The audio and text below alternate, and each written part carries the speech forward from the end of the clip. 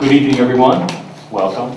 I call to order the May 2015 legislative meeting of the Borough Council. Please stand for the salute to the flag. I pledge allegiance to the flag of the United States of America and to the republic for which it stands, one nation, under God, indivisible, with liberty and justice for all.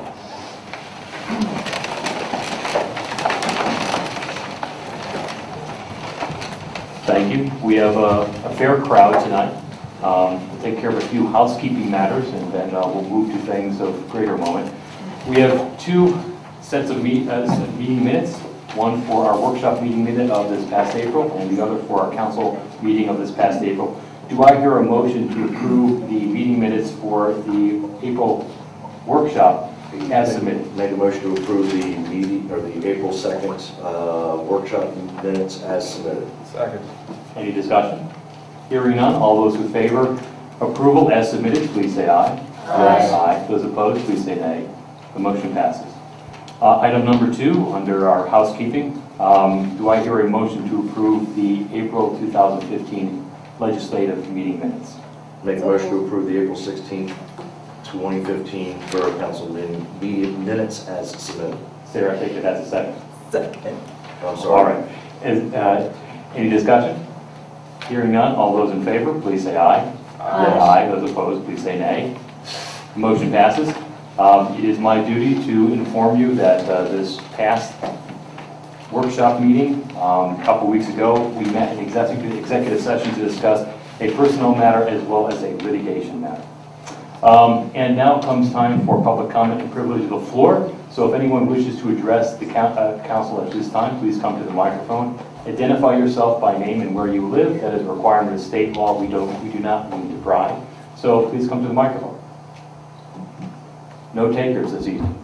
Oh, we do have. Yes.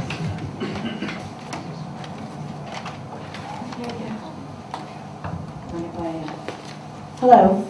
Hello. Good evening. My name is Rita Jordan Keller, and I'm at 311 South Avenue. And I just wanted to make some brief comments on 2 points tonight, if I may. And thank you so much for hearing our comments and our concerns about parking on South Avenue. And I want to speak just ever so briefly on that, once again, my first point. And we met at the Working Council a couple of weeks ago. And Paul Robinson also was very kind and courteous and came to one of our neighborhood meetings. I have really great neighbors, and we are really, really trying to resolve between ourselves and also with Paul's help a critical parking issue that is facing not only the 300 South Avenue block, but residents of 400 South Avenue have also asked me to express their concerns. We have numerous problems, which we have talked about a great deal about. So many different situations like the Jefferson Apartments, the nursing home, the church, near heavily trafficked streets as Baldwin, Pike, and Orange. And we came to some strong suggestions about perhaps changing the residential hours. We would like council to seriously consider that, perhaps changing them. Currently they are from 8 to 5 p.m. and we would like to try to change them to perhaps 8 to 8 or 8 to 10 or anything the borough would like to give us a little bit longer. We're even really going to ask for some serious consideration, maybe perhaps make it 7 days a week. See, we're all to blame for this because we have made media an extremely successful, loving, compassionate, and caring town. I've been a resident for almost 30 years. We were also asking, the police are doing a terrific job. We want them to continue the enforcement of traffic tickets, especially on the 300 block, but including the 400 block. And that is the first point that I would like to have made some brief comments. Is it suitable right now that I can make some comments about the proposed curb cut, or is that later on? So now is the time to make comments, because once we get into our agenda, then it becomes us talking, and Okay. for better or for worse, that's what happens. All right. Well, first and foremost, I would like to say that my husband, Mike, and I, we have no opposition whatsoever to the Kirschners placing a driveway at their residence 305 South Avenue. I know that will be discussed and perhaps resolved sometime tonight. First and foremost, also, they have demonstrated a great deal of goodwill to the neighbors by informing us of every part of their plan for the driveway, well ahead of schedule for their proposed driveway.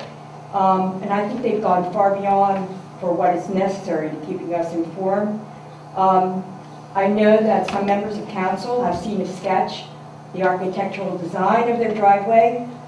We believe that it complements the architecture not only of their home, but the entire block, and adds cohesiveness. We ourselves have lived next door to a house that has four apartments and a driveway. So we understand the need a great deal for their proposed driveway.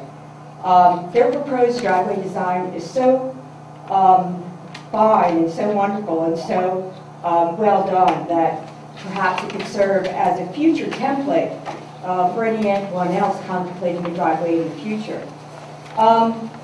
Finally, the last point I just want to make about the driveway issue is that, as you well know, that driveways are not new to South Avenue at all. We have 2 driveways already existing on the 300 block of South Avenue. And then on one of those wonderful spring, not so cold nights, my husband Mike and I strolled down the 400 block of South Avenue, which is only 1 block away, and we counted some 20 driveways, including double driveways. So with our already 2 existing driveways on the 300 block, questions of safety or residential propriety have never risen before, so it is just difficult for me to understand why it might be a problem now.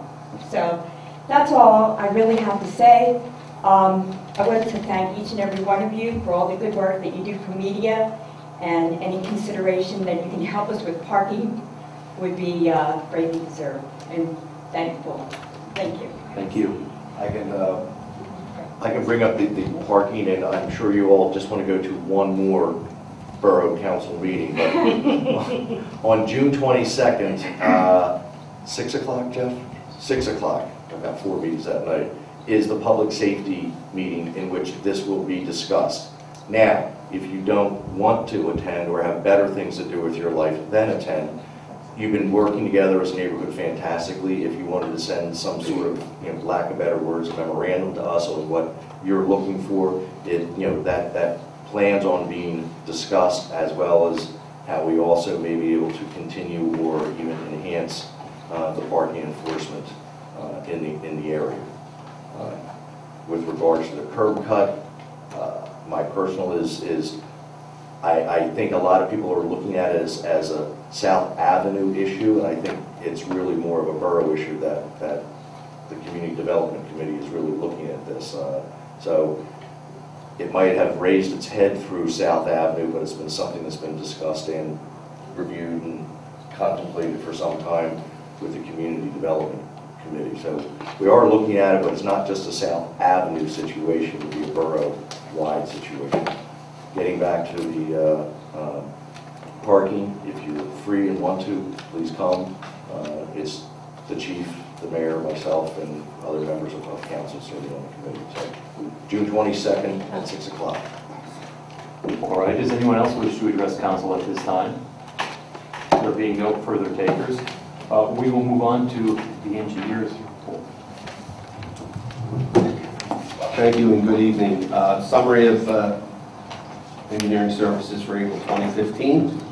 We've received the bids for the 2015 resurfacing. That will be brought up later in Councilman Robinson's report. Attended various meetings. We reviewed and transmitted land development reviews for West End Walk, which are the townhouses, West End Flats, which are the high-rise apartments, and along with those, we also did a transportation or traffic review letter. Are there any questions? One more, and Mr. we had some communications with Hoopin Park trying to get the contractor to come in and finish the punch list out and to settle up his final funds. To this date, I was there Tuesday. He still has items to complete. I put another phone call and an email to the gentleman trying to get him to complete. I do know the borough wants to have a grand opening and have it completed for that opening. All right, thank you, Mr. Johnson. Are there any questions for Mr. Johnson? Hearing none, we'll move to Mr. Scott. Thank you. I do not have anything to say. Are there any questions for Mr. Scott? Hearing none, we move to the mayor's report, and now we get to the good stuff. Yes, thank you. And I'd like to thank Heather Ludwig for giving us the honor of hosting 3 of her participants in the IQ championship, 2 championships, local and nationwide.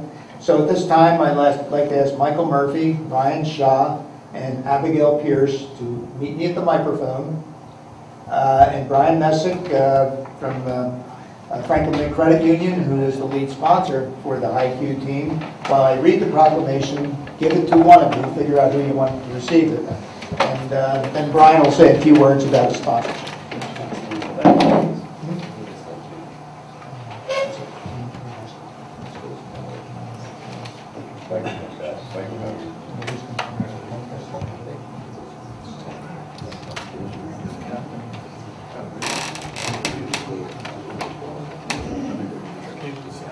Congratulations.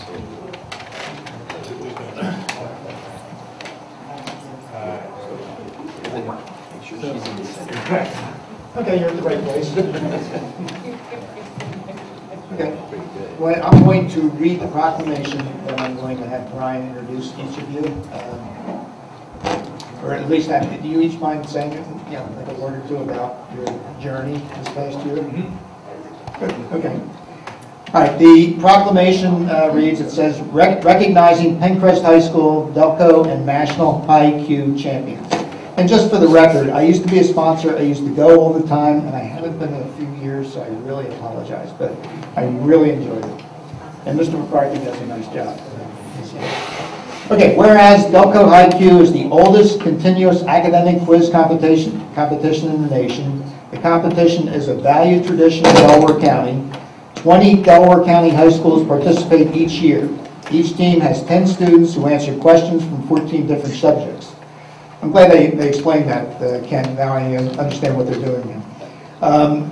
During each Delco IQ season, 210 students participate and over 10,000 students attend the contest.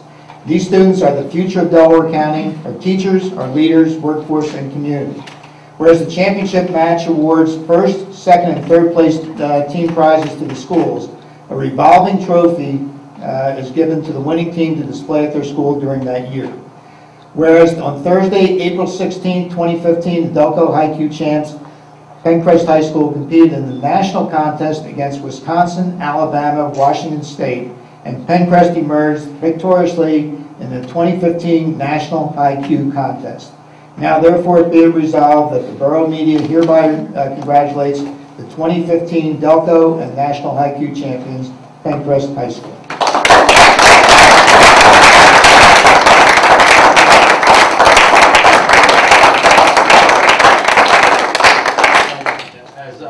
As a representative of the Franklin Federal Credit Union, who sponsors the IQ tournament, we just want to extend our gratitude and our overwhelming pride in Pencrest. Myself being a little biased, as many of you are in this room, being a Rose Street Media School District graduate, this is quite an honor, and we're very proud of you. And we want to thank Borough Council and the Mayor for recognizing you as for your accomplishments. So, congratulations again. As soon as you're on that stage, right, so if you'd each like to say a few words, that would be nice. And that, so you are what? grade? Something smart. Hi, my name is Michael Murphy. I'm a junior, and we've been working together since September as a team every day after school to prepare for this competition, and it's just so rewarding to be recognized for our work. Hi, my name is Abigail Pierce. I'm a senior, and I love Haiku. It's been a great learning opportunity and great way to make friends, and I'm really grateful for having this experience with these people. Hi, I'm Ryan Shaw. I'm a sophomore, and it's really great to be honored for our accomplishments because we work really hard, and I think it's really about the teamwork because without every single person on our team, we definitely couldn't have done what we've done, so thank you.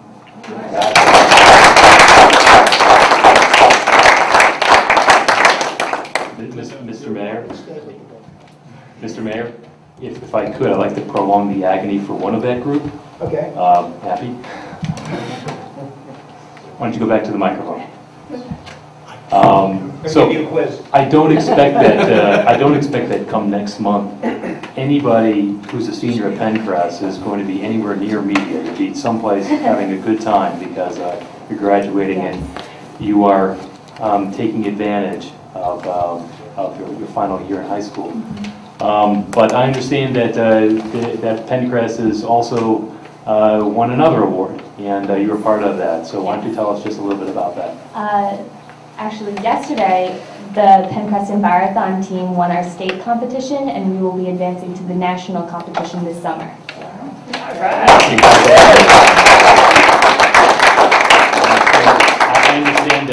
I understand that you will be in Missouri. Yes. In the dead of summer, which is also known as another form of misery, but it ought to be a lot of fun. So congratulations. Yes. Thank you.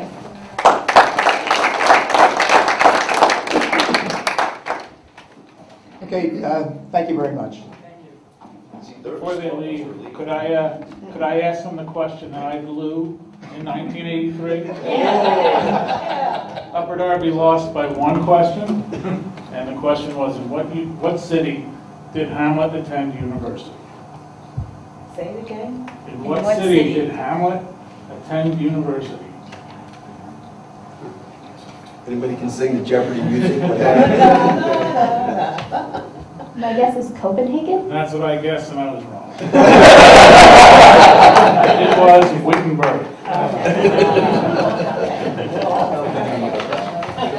So maybe Spencer feel better.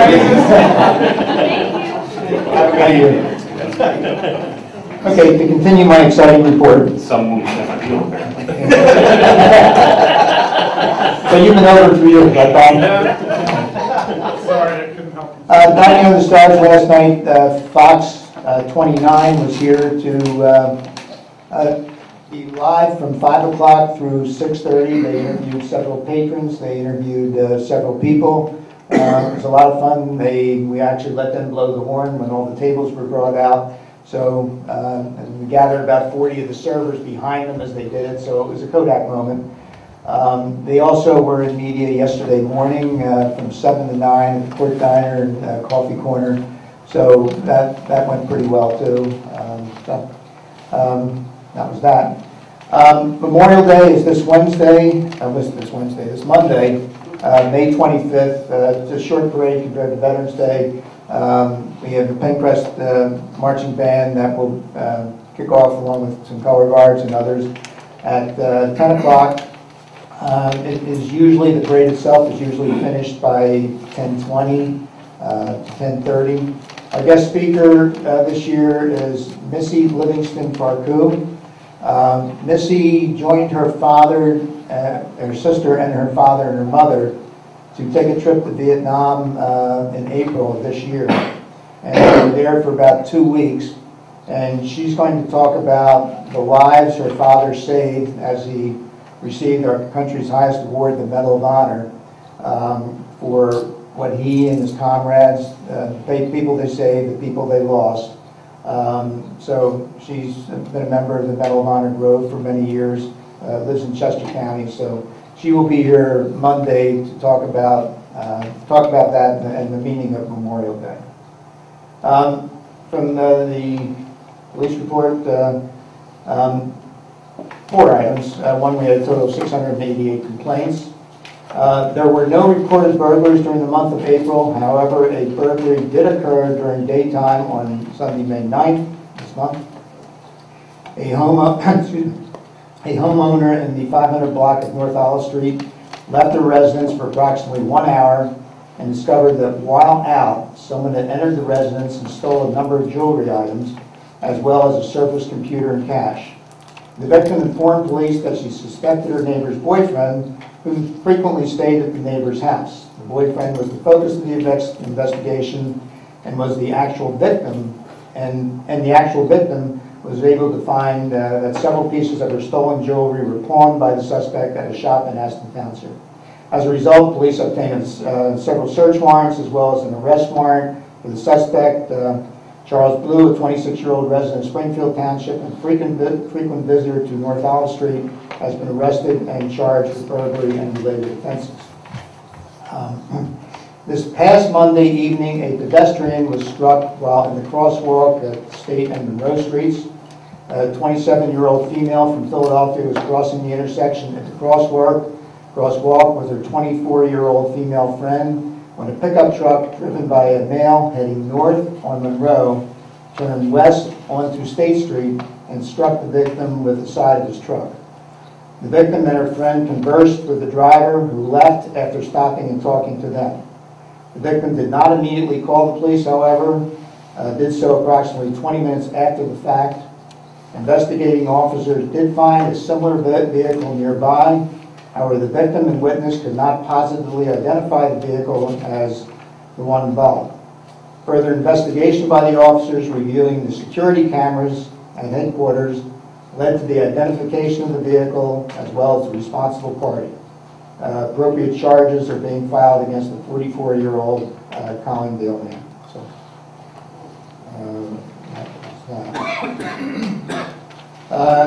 on the topic of cameras, Chief and I had a long conversation about the body cameras today that we've been talking about for quite a while, Sarah, so looking at it. So this is a report on that. On the topic of cameras, body cameras in particular, the Delaware County Police Chiefs have appointed a committee who are currently working in partnership with corporations, legislators, and the PA Commission on Crime and Delinquency with regards to police body-worn cameras. This committee hopes to receive funding and technical support as well as legislative authority to supply each police department in Delaware County with such devices. And I'll keep everybody updated as we go on. Always lock your doors, even when you are home, please. And if you see it, hear it, report it to call 911. 911. 911 is a big 911. I believe that is everything. Are there any questions for the mayor? Thank you, Mr. Mayor. We'll then move to council committee reports. We will move from my right to my left. Councilman Boyer, Recreation and Health. Thank you, Mr. President. I have a couple announcements related to rec. The family dance at the end of April went well. It was a little underattended, but the rec board decided that maybe it's a better event to have during the winter, but all that were there had a great time. Thanks to Mr. Joe Consiglio for providing the entertainment, and all the kids were very happy that night. Some upcoming things. On June 27th, there are tickets still available for the Philadelphia Union game. It costs us $20. You get those to the rec commission. There's a Blue Rocks trip on the night before that, on Friday, June 26th. The cost for that is $10, and I believe that does include a bus to the game, and generally they try to time that to their fireworks, so that's always a fun event as well. Unfortunately, the adult/teen tennis clinic that was planned to begin this week has been canceled. It was under enrolled, but that won't affect the kids' tennis clinic that happens later in the summer after summer camp. In their last meeting, the board decided to postpone repairs to the tennis court so they could wait until next year and have the court resurfaced and replace the equipment, which I assume is the nets and so. Friday, June 5th is the first movie night of the summer. The movie will be Box Trolls, and I believe that night usually corresponds with the picnic at the elementary school. But the movie is open to the public. It's in the field at Borough Field.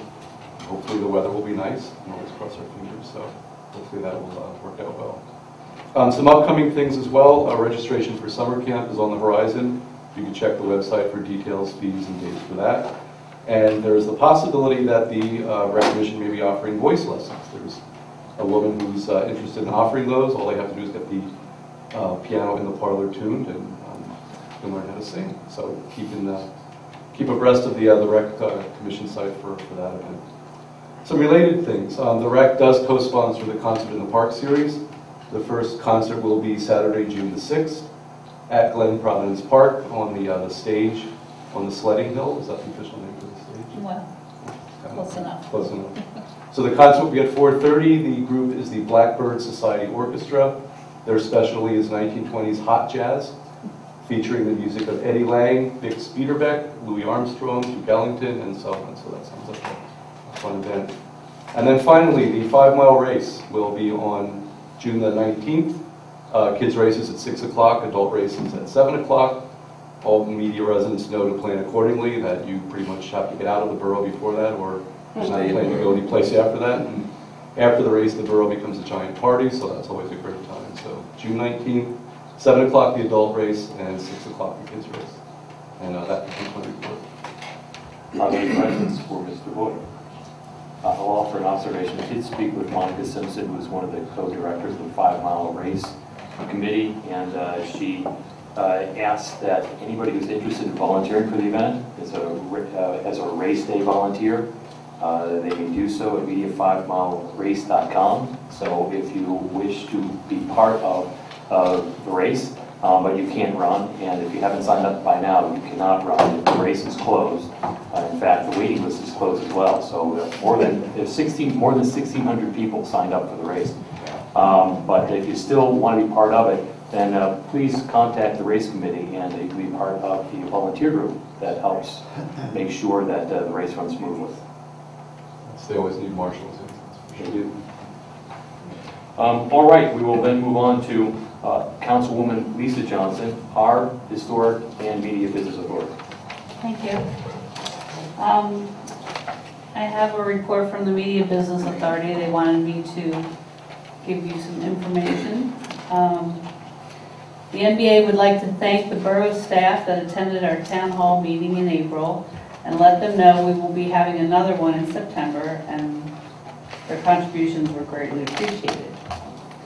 Also, now that the final version of Jeremy Alvarez's document has been approved and posted on the MediaBusinessAuthority.com website, we have formed a committee to move the recommendations made by Jeremy forward.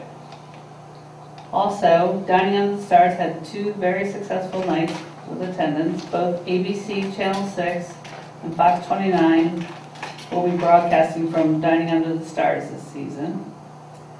And NBA wants to reiterate that they are always willing to partner with the borough, and like the borough, all non-budget expenses restrict and inhibit what they can accomplish. They would like to be included in the conversation going forward when changes to public events may occur. Also, they want to announce the 15th annual State Street Blues Street along the tracks. Is that what it's called this year? I guess. That was it. Okay. Yes. It's on Saturday, June 13th.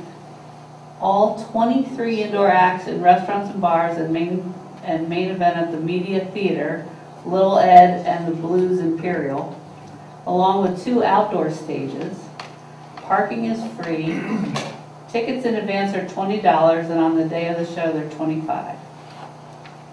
So those were the comments from the MBA. We have the HARB application. Yeah. For a certificate of appropriateness for 333 West State Street. And the owner of this property came in front of the HARB, and they talked about what he was planning on doing. And they made some suggestions on what to do differently, and he accepted that.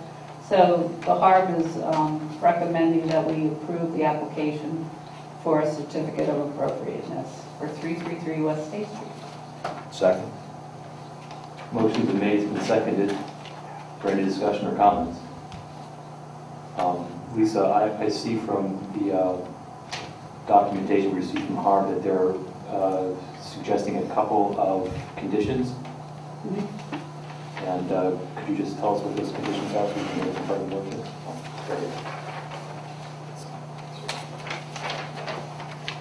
Yeah, these were the suggestions that Harp presented to the owner, and he was fine with. One is replacing the front door. Oh, the application was for replacing the front door, painting the door trim, and installing an address plaque. Oh, here you go. The following provisions are: the front door window be a single pane instead of 9 divided windows. That's more appropriate for the age of the building.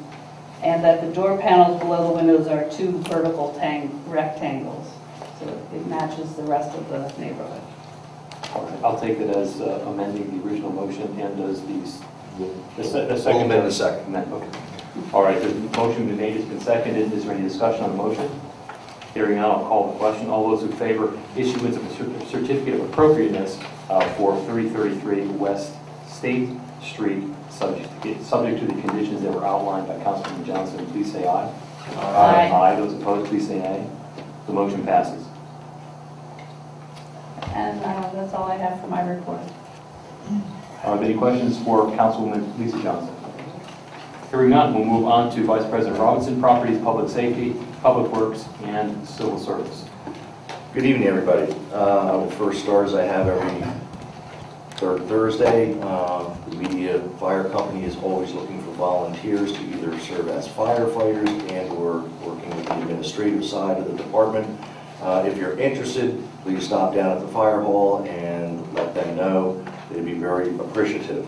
Number 2, I would like to thank our Public Works Department for those that walk around the borough as of late.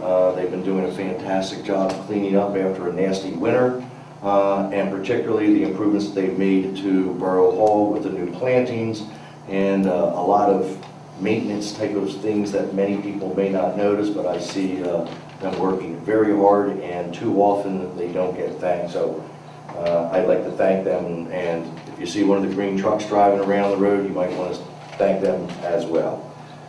With regards to agenda items, first on my agenda is with regards to the second invoice pertaining to our security cameras that are currently located on State Street.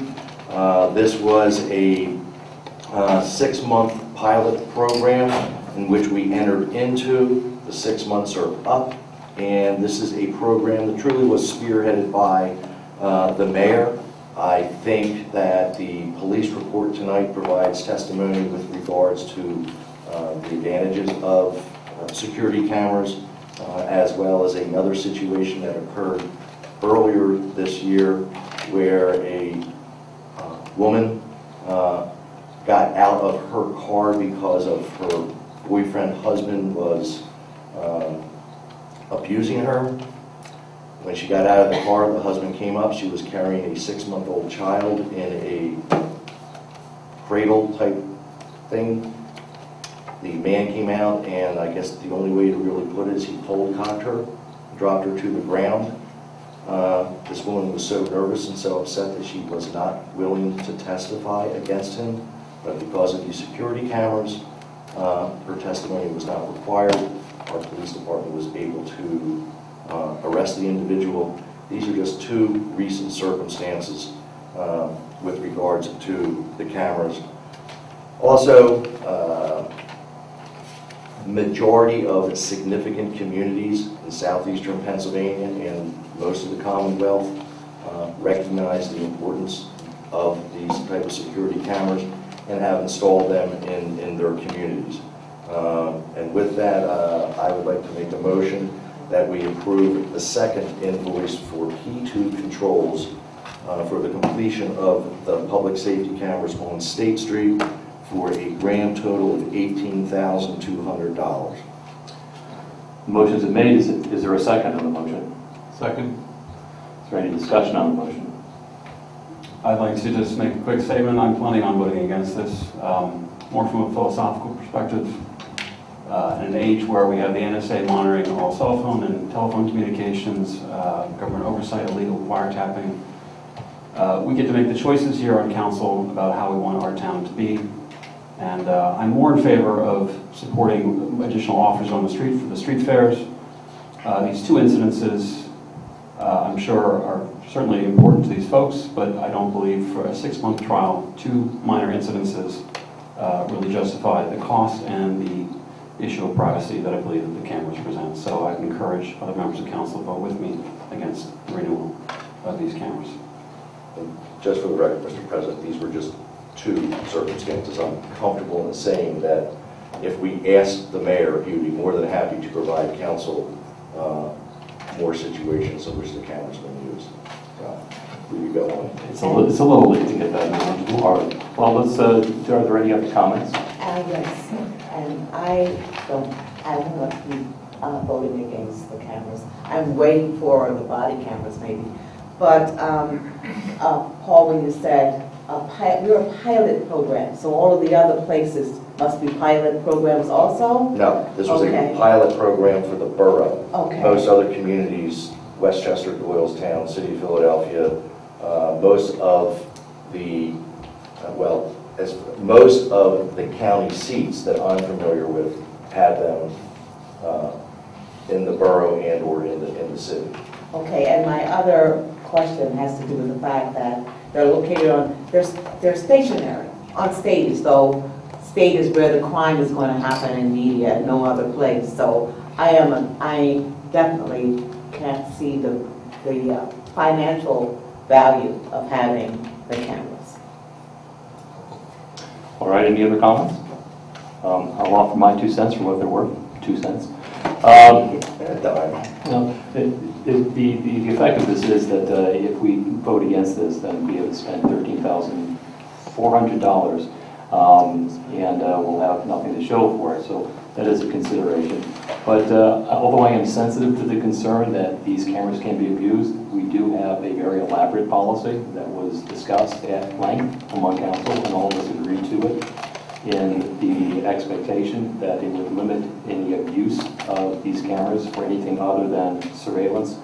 And as I understand it, there has not been a complaint from any of the residents on State Street concerning the use of these cameras since they have been operational.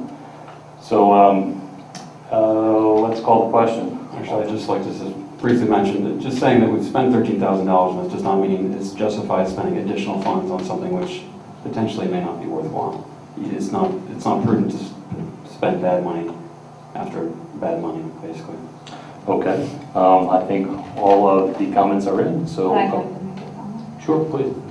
I think public surveillance and civil liberties can coexist if you implement it properly and responsibly. I think training of our police personnel is critical, and a proper code of conduct needs to be established and managed, and everyone needs to be held accountable for following these policies and procedures.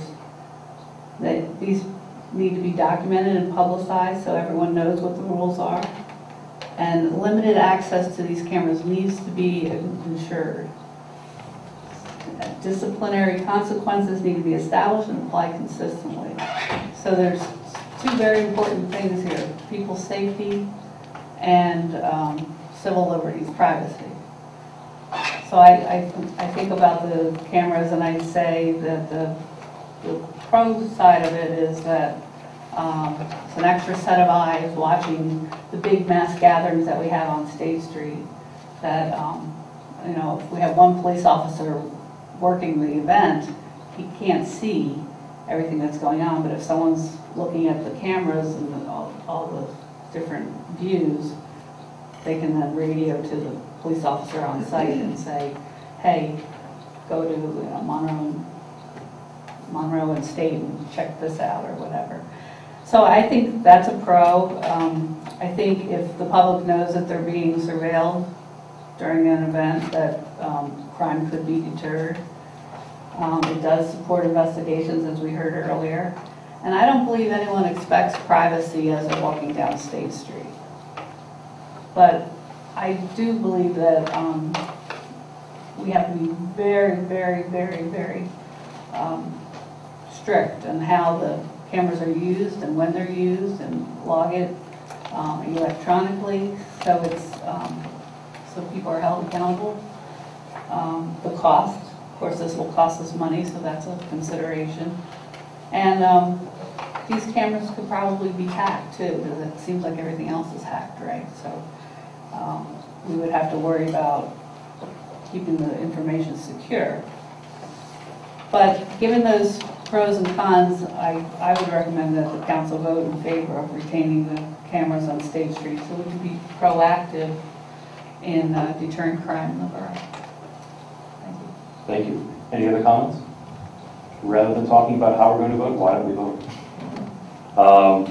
All those in favor of paying the second invoice for the P2 controls, this is for surveillance cameras on State Street. This is the amount of $18,200. Please say aye.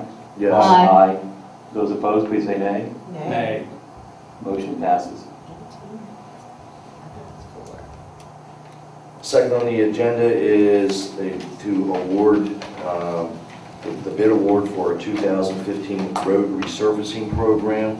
The award, if this motion passes, will go to Innovative Construction. This is a firm that has come highly recommended, actually came in at low bid with some other individuals that have been doing work for the borough for some time.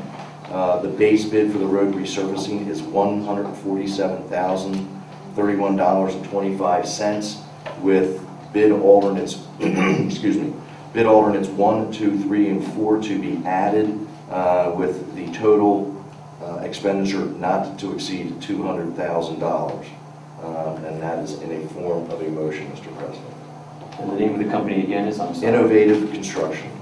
It usually is Sucre. It is usually Sucre. Sucre. Saying anything other than okay. All those in favor of awarding the bid, awarding the road resurfacing contract for 2015 to Innovative Construction in the amount of $147,031.25 with alternates 1, 2, 3, and 4 that would not exceed the $200,000. And I believe that is the current funds that we have in our liquid fuels. According to the numbers that were given to me by Mr. Smith, that is correct. We're also still going to need to discuss with Aqua, because we did earlier discussions with Aqua that they would potentially pay for half the milling and overlay of the roads that they have just installed water meters. So we still need to go through with that with Mr. Smith and finalize that. And Mr. Scott also, in case we do need any type of legal paperwork. We'll include all that in the motion. Thank you. Is there a second on the motion? So you're amending your motion to include? The amount, essentially. I'm not amending the motion. The original motion is the base bid is $147,031.25. There are 4 alternative or alternate bids that will not exceed $200,000. And $200,000 are funds in which we currently have interliquid fuels funds, which come from the county and the Commonwealth of Pennsylvania. Okay, we have a motion. Is there a second on the motion? Second. Any discussion on the motion? Hearing none. All those in favor of awarding the contract for 2015 road resurfacing to Innovative Construction along the terms outlined by Council Vice President Robinson, please say aye. Yes. Aye. Those opposed, please say nay. The motion passes. Next on the agenda is a request by our police department, or police chief, with regards to SEPTA. SEPTA is requesting that we have no parking / bus stop sign placed on the south side of State Street, west of Orange, during the summer months for the temporary bus operation. For those of you that may not know, in the very near future, due to track work farther in towards Philadelphia, the trolley will not be running down State Street this summer, and they will be using a bus. And in order for the bus to make a turn on from State Street on to Orange, or vice versa, they would need to have a few, and I believe it's 2 parking spots bagged off and marked for a bus stop. This is something, if you were around in 2010, same type of situation occurred. So this is really a housekeeping matter. So I make a motion that we authorize the No parking bus stop signs as referenced by SEPTA, and letting our police department follow up with the exact parking meters that will be bagged off. Second. Motion been made and seconded. Any discussion on the motion? Hearing none, all those in favor of authorizing the placement of no parking bus stop signs and bag meters on State Street west of Orange. You're good. I try. During the period of time that 101 trolley is not running through media, please say aye. Yes. Aye. Those opposed, please say nay. The motion passes. Okay. Seems like this keeps coming back week in and week out. This is the Media Business Authority mass gathering permit for Dining Under the Stars. The applicant is requesting an event start time of 4 p.m., stop time of 11 p.m., final breakdown 11:15. State Street to Orange Street, Olive Street, from Baker to Jasper Streets. This is going from already started until the last Wednesday of September. I think it's coming back before council because the original vote last month was that the business authority was going to absorb the cost of a police officer for the event, as well as an events coordinator. At our workshop meeting, the business authority took the position that they were not able to financially handle that at this point, but we're not really clear with regards to what their revenues would be. So with that, it was an agreement at that point that at least for this year, 2015, that the borough, out of our general fund, would absorb the cost of the police officer, which is approximately $695 a night, or sorry, a month. The estimate was 450. The first couple have been a little higher than that. Okay. Per week, per night. Per night. So $450 per night, give or take, and $200 for an events coordinator. So that's in form of a motion. Could you elaborate? I actually I'll don't be glad understand to. what you propose. Pardon? I'm not clear The what motion is Sorry. that we pass the mass gathering permit, and that for the Dining Under the Stars season 2015, that the borough absorb the cost of a police officer at each Dining Under the Stars, as well as the events coordinator for the Dining Under the Stars. All right. Kent, I don't know if that answers your question. I'll add that I thought the conversation was that there would be a 50-50 share. That's what I thought. It switched a couple of times, Bill. I mean, I'll be glad. I mean, it was the last thing I said as public safety chair after this went around for about an hour at our caucus meeting, is that the borough would absorb the cost this year. That was the last point of discussion that occurred that evening. So, you know, I'm waiting for a second. I'll be glad to change it. This is what. Why don't we try 50-50? You agree to amend your motion to a 50-50 I'll second share. this. Full? You know what? I will do this under one condition, that this doesn't come back for a third time, because last month they were paying for all of it. That workshop, they couldn't pay for any of it. Now we're going to have them pay half of it. This is where I'm getting really upset, because I mean, at workshop, they said they could pay for 50% of it. That's what they agreed to. All right, We all right. tend to agree to Until they come back until they come back in June. I'll be glad to amend my motion on that, because there is some discussion on that. There's an amended motion, 50-50 sharing of the cost of an event manager and police officer. Is there a second on that motion? Second. There is a second. Is there any discussion on the motion as amended? Yes. I think for clarity purposes, at our workshop meeting, in the business authority's budget, they had referenced $23,000 for the event, for the year. Then it was brought up by the business authority's president that they would be fortunate to make $20,000 a year. I requested from the business authority and obtained the May's deposits for Dining Under the Stars, in that there were 8 different restaurants that paid for the full season, but the majority of the restaurants paid for the month of May. Based on the month of May numbers, projecting it out for the 5 months of the season, not including 3 new restaurants that would be part of the mix, the business authority should be in the lines of $43,000 to $45,000. This is why I've said on more than one occasion that the borough should not be paying for this out of our general fund when it appears to me that the authority is going to be doing rather well. I am willing to more than welcome that we move forward with this, but I would strongly encourage our finance group to take a look at their allocation for 2016, and we may ask that we be reimbursed for the funds that we've willing to pay for the 2015 season. All right, thank you. Any other comment? Yeah, the amended motion, is that retroactive to the first Dining Under the Stars? Good point.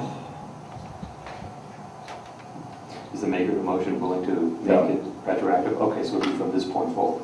50-50 from this point forward.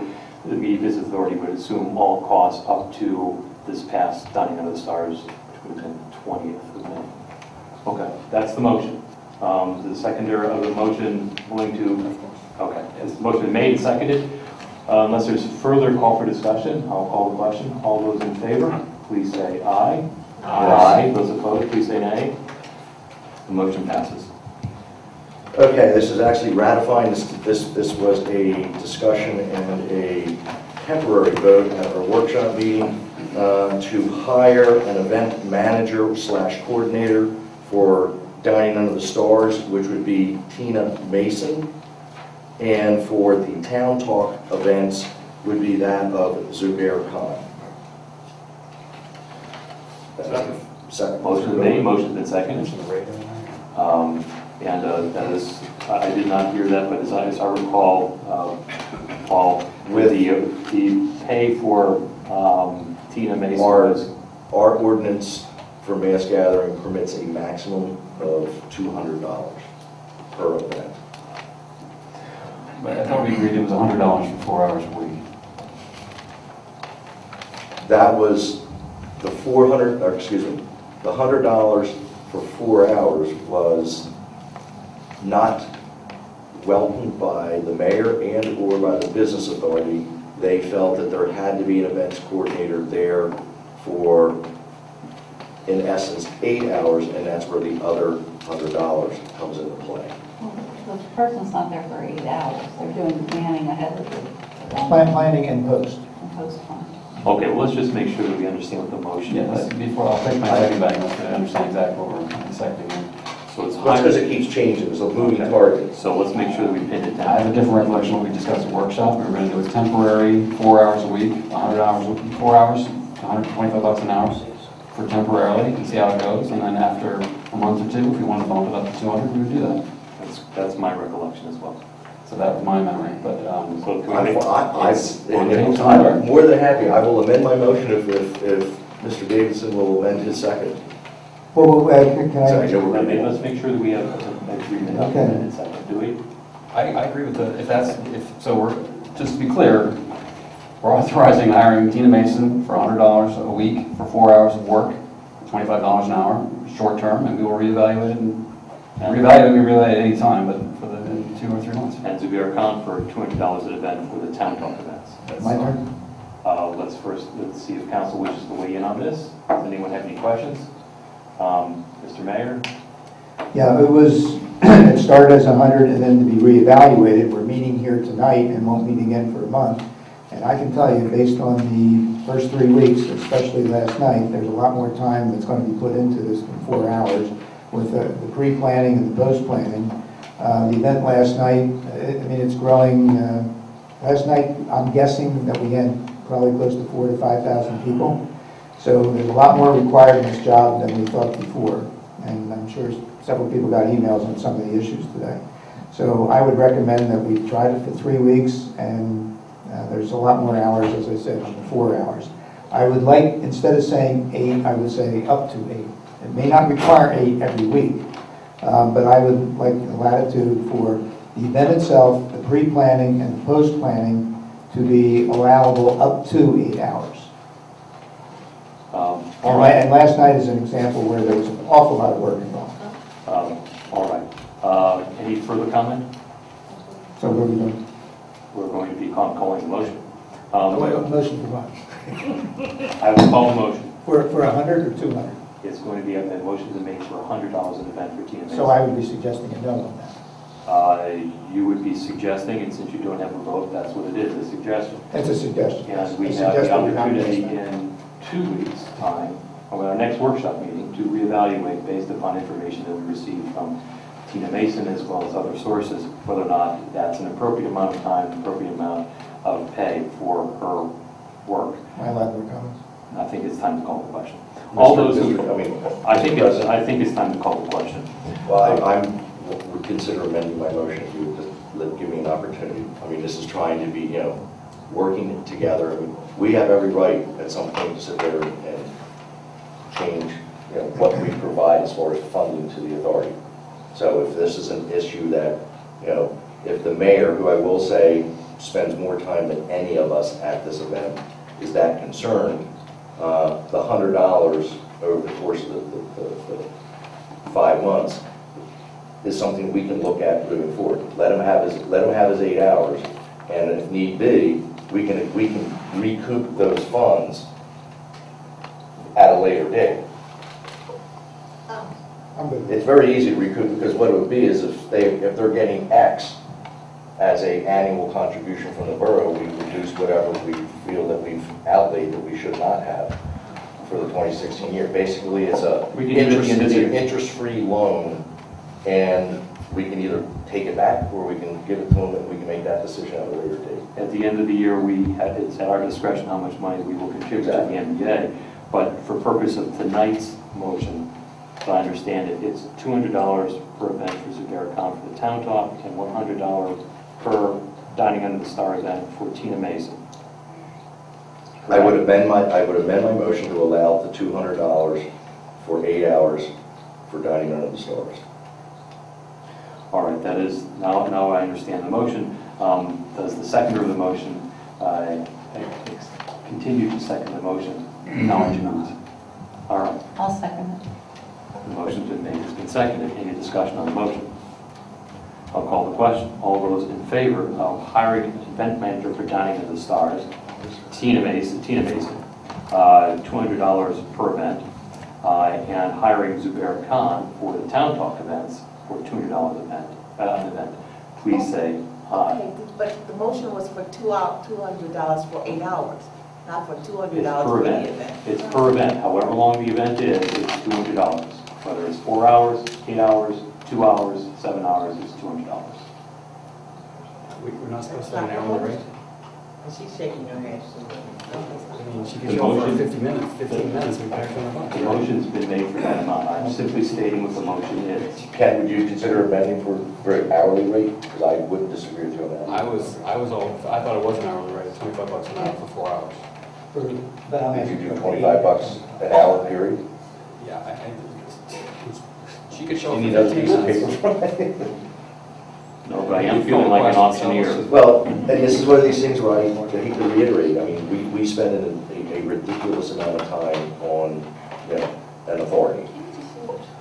I guess here's my concern is we had discussion at workshop, and this has happened, I guess, now the second month in a row. We have a discussion at workshop. There seems to be consensus with both the MBA and council, and here we are at legislative session, and things are changing.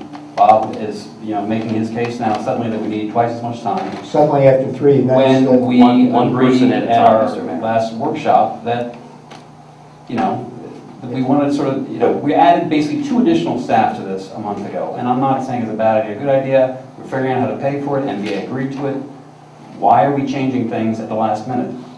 And it's like, I don't think it's fair to the rest of council to go and sort of switch things at the last second here. Well, Ken, to be very honest, as public safety chair, I made the last comment at workshop, and the very last comment out of my mouth at workshop was that we, the borough, was going to absorb these fees for this calendar year.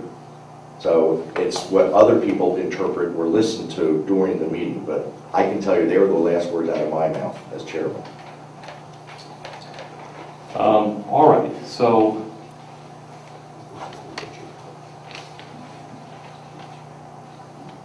Our ordinance references a max of 200. So I understand that. I agree with Councilman Davidson, however, that is my understanding of what we discussed at the workshop meeting, and I do agree with him that this, that changing things at this meeting without having the opportunity to talk about that is not appropriate. So I understand that a motion's been made, it's been seconded, but I'm willing to bet that nobody in the audience is able to tell me what that motion is. So if the maker of the motion could please restate the motion so that we can reach some type of a vote on this issue. I'm glad to. And I'll check the events coordinator for the Town Talk events would be that of Zubair Khan. And that is under our ordinance a maximum of $200. That fee comes from the applicant, Town Talk. That has been that fee for some time. With regards to Dining Under the Stars, I'd make a motion that we bring on Tina Mason at a rate of $25 an hour, not to exceed $200 per evening event. All right, that's the motion. Is there is there a second on the motion? Second. Motion is made, it's been seconded. Any discussion on the motion? Not that we need any. I will just... Not that we need any. I will call the motion, I will call the question.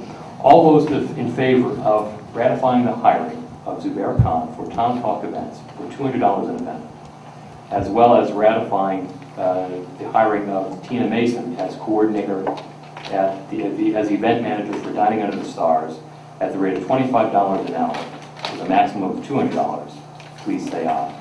Aye. Yes. Those opposed, please say nay. Nay. Nay. The motion passes. And for the record, we need to really take a look at this because I've said this to council 100 times. We are spending hours on an authority. I would encourage all members of council to take their time and go look up what a municipal authority's responsibilities are. It shouldn't even be discussed at a council meeting. This is a group that needs serious attention. Moving on, something more pleasant. First Baptist Church Vacation Bible School. This is an event that's been going on as long as I've been in this town. They did send in their application late. I do apologize. We did send out an email.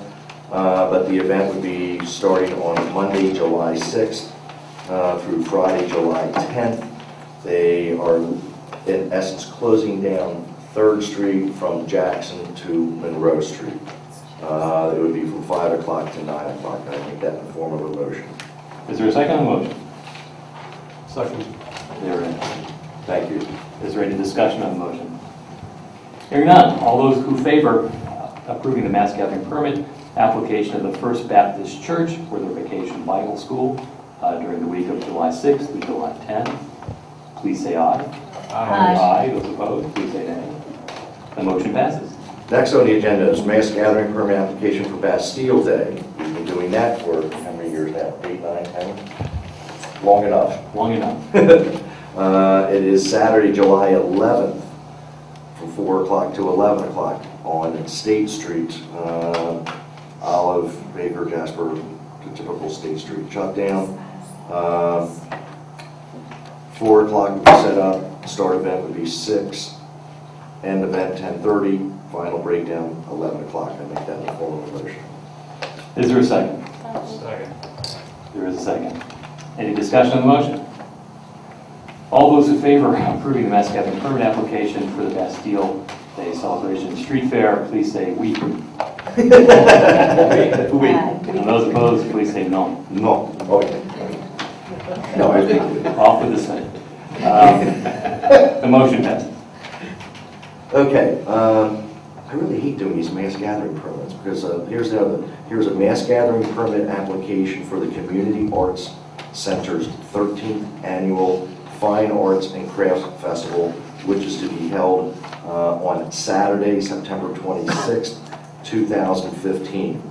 I would ask all members of council to, if they have not had the opportunity to, in their packet is a email/memorandum to President Hall from our Public or Emergency Management Director, Jim Jeffrey, with regards to the conflict. That same date is the day of the papal mass in Philadelphia. They are anticipating over 2 million people coming. SEPTA is already working on remote parking at Rose Tree Park and other facilities. We did communicate this to the applicant, and they still requested that we move forward with their application. I'm just a lonely council person. I am going to defer to my emergency management coordinator that the last sentence of his email is, I strongly urge Borough Council not to issue this permit. So I will make a motion that we reject the application for the Community Arts Center for their mass gathering permit. Motion's been made. Is there a second on the motion? What's the motion again? To reject. Motion is to reject or not to approve the mass gathering permit application. I'll second it. Motion is made and seconded. Any discussion on motion? I think it's foolish to have many people on State Street the same day that we expect many people to be in the Philadelphia area and probably in media. So I think they need to, for just this 1 year, change the date. Paul, has there been any research when the Pope has visited other places, what distance away the people affects traffic and parking and things like that? Because it doesn't seem to me to make sense that Philadelphia, which is a 45-minute train ride, is going to affect State Street. If you would read Mr. Jeffrey's email, there was, if and when you were around at the time of the Phillies World Series championship, there was significant issues getting to Philadelphia for something like the World Series. I personally believe that a papal visit may even outrank the World Series. Sorry about that. There are some people that did give me the evil eye. Here's a situation where I am simply passing on the recommendation of our paid professionals. A motion's been made and seconded. Motion been made. It has been seconded. Any further comment? Yes. I don't see, if everybody's going to be, if 1 million people are going to be in Philadelphia, how does that make, if they're going to be in Philadelphia, they're not going to be in media. What's the problem? I think the problem is, and if you just look online, you can also look in newspapers and see how many houses, how many apartments are being rented out in this area and farther beyond for purposes of the papal visit. There can be a lot of people that are descending in this area. I can't foretell the future, and because I can't foretell the future, I'm going to credit our emergency management coordinator, who's got a bit more experience than I do in anticipating these types of things. But that having been said, if there's any further comment, we'll hear it. Otherwise, we'll call the question. Motion's been made to reject or not to approve the mass gathering permit application of the Community Arts Center for their 13th Annual Fine Arts and Crafts Festival. All those in favor of not approving, please say aye. Aye. Those opposed, please say nay. Nay. The motion passes. And for the record, Mr. President, I'd ask if you please consider looking at somebody else to take over the chairmanship of the public safety, because these mass gathering permits, with the lack of information that we have and some of the times the issues, I would really appreciate it, because this has just become more a headache than it is worth my while. We certainly can talk about that. Thank you. And fortunately, we're sort of at the end of the mass gathering permit season. Most of the mass gathering permits and media are submitted earlier on in the year because folks want to get a lead in so that they can plan.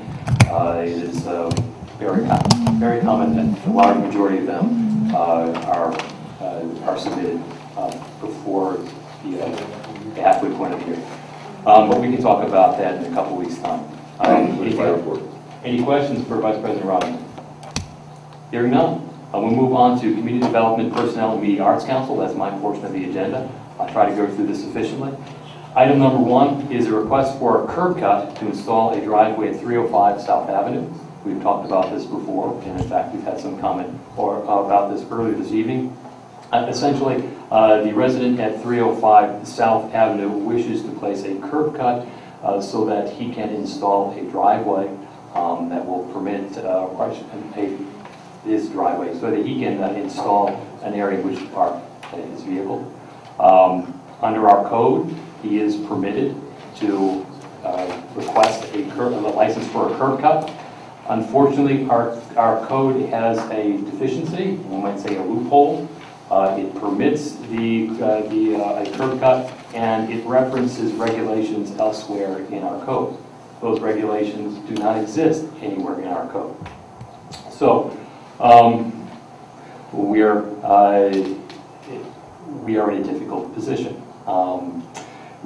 As much as I dislike the idea of parking cars up on the property, and I've made that, I think, clear both to the applicant as well as to others, having heard the recommendation or the interpretation of the law from our solicitor, I feel constrained to make a motion to approve the request for the curb cut at 305 South Avenue, subject to the satisfaction of our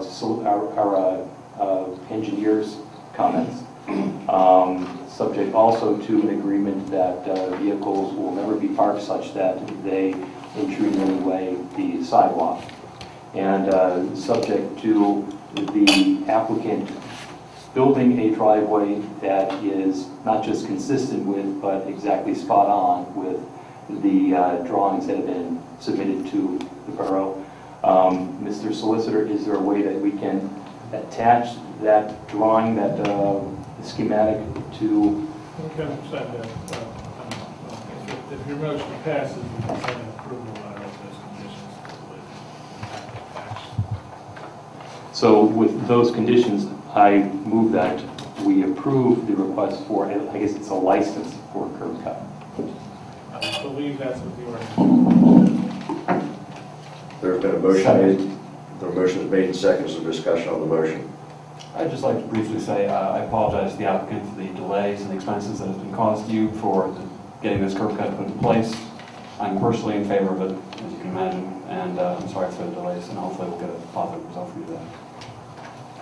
I just have one question for the engineer, and this is just, and I'm sure you probably, South Avenue is a relatively narrow street, and with parking on both sides of the street, I mean, is there enough ability for a car to, make a turn into that parking spot? I mean, I just say it's because I live on a street significantly larger, wider, and when cars are parked close to either sides of my driveway, I have a difficult time, and I'm going to say that my street's got to be 10, 12 feet wider than South Avenue, and I just have that concern. Is, will a car be able to pull out enough to pull in to that parking spot, and or be able to back out and get themselves out of there? And that's why they'll submit a drawing and we'll take a look at it from there. And there are standards that when you do have a driveway for site distance and distance and dimensions that we do follow. Motion's made and seconded. Is there any further discussion?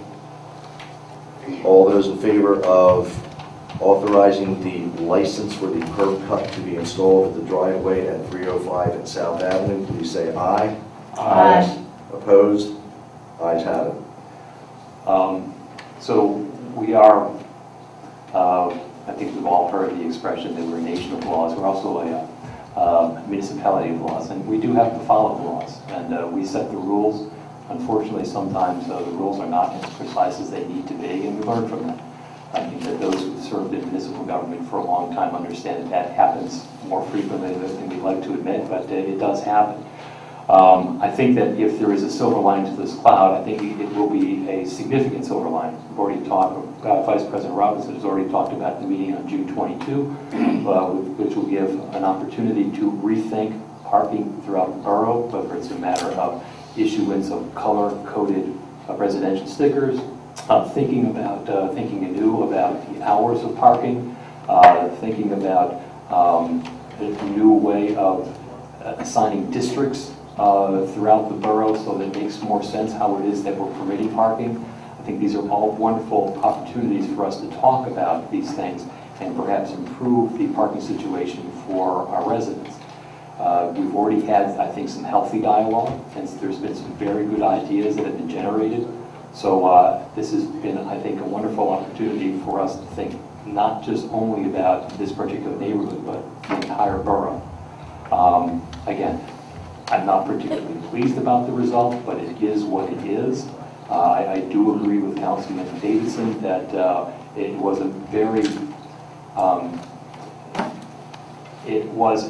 healthy, robust attempt to try to fit this into the neighborhood. And it's not it's going to look nice, but we can work on from here and see if we can improve things throughout the borough. Item number 2 is Resolution 2015-08. This is an amendment to a resolution we made last month with regard to the moratorium on curb cuts. Last month this issue was raised, and kind of on the spot we voted for a moratorium against any curb cuts in any of the residential districts throughout the town.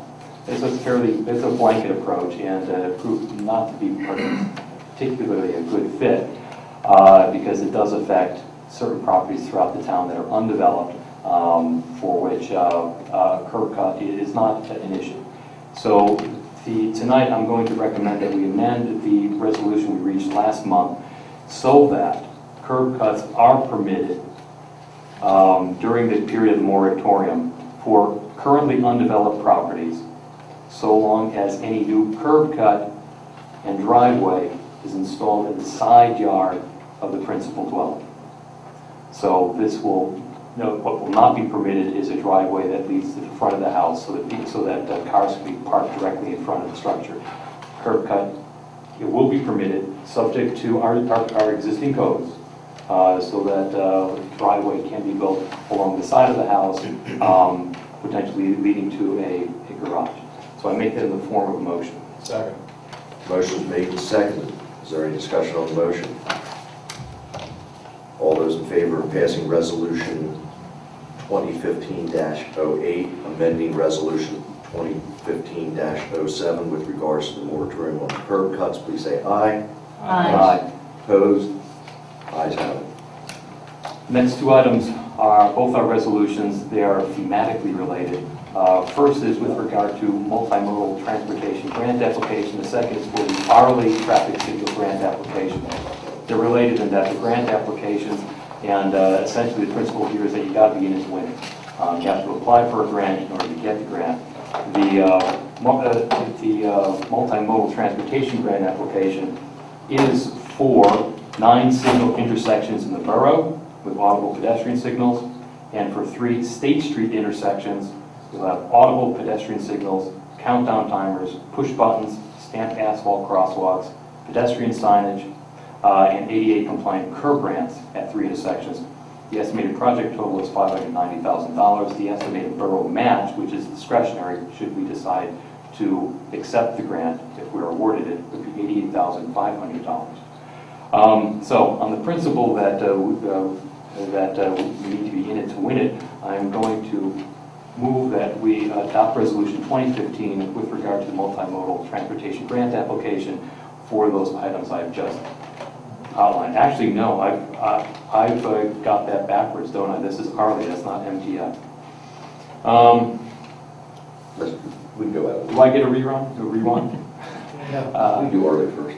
Okay. So we'll go to number 4 first. This is this is for Arley. This is the automated red light enforcement program. This is for the signalized intersections and the 3 State Street intersections. And again, that's the project total is $590,000. The estimated borough match is $88,500. I make that in the form of a motion. Motion made and seconded. Can I just clarify something real quick about which one's 9 and which one's 10? Because the documents are misled.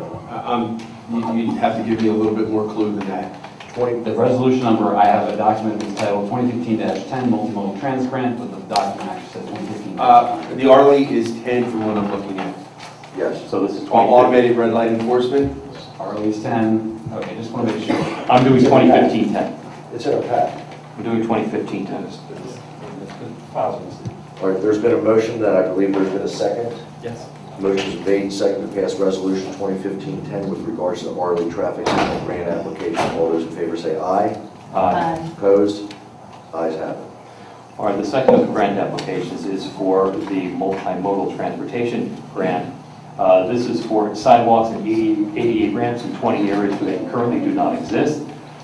Standard asphalt crosswalks at 7 signal intersections of Baltimore Pike, including pavement markings and appropriate signage. This is for a series of intersections on Baltimore Avenue. The total of this of the grant application is $446,600. The estimated borough match would be $295,980. And I make that in the form of a motion.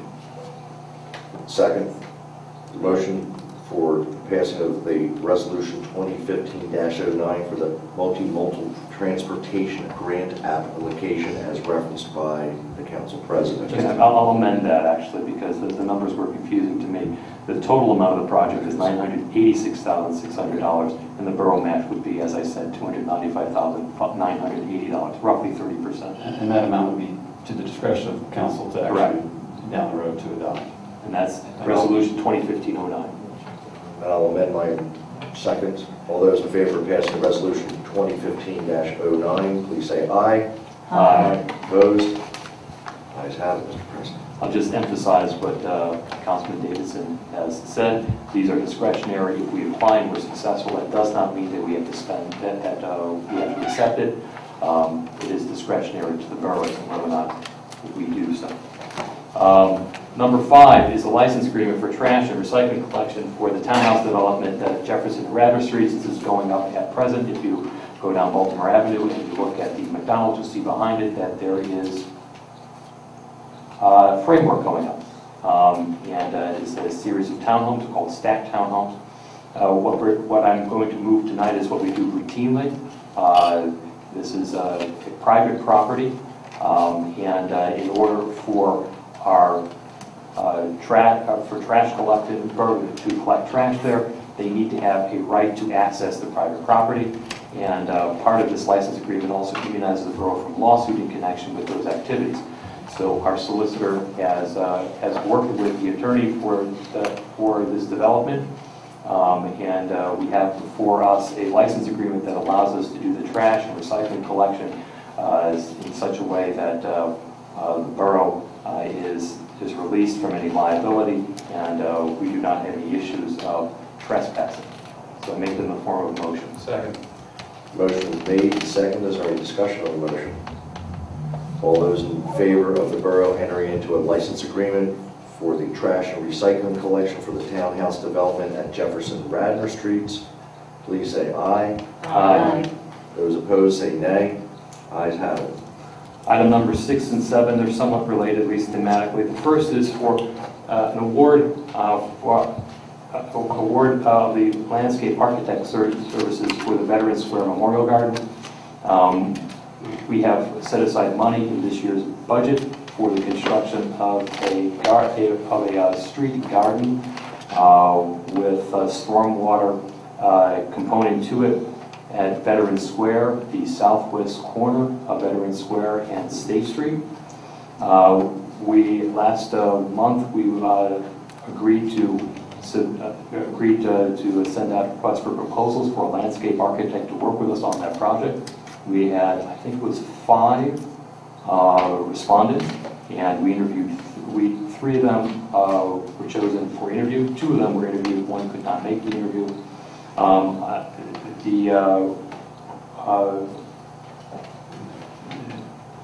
The architect that we thought best suited for this is called RBA. They're out of Philadelphia.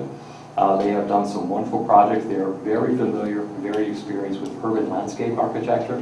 They've also been involved in green infrastructure, and that's particularly important for this project because not only is there going to be a street garden, but there will be bioinfiltration. It will capture stormwater runoff in such a way that it will be used to allow the garden to grow, and it will also flush some of this water more efficiently into our stormwater system.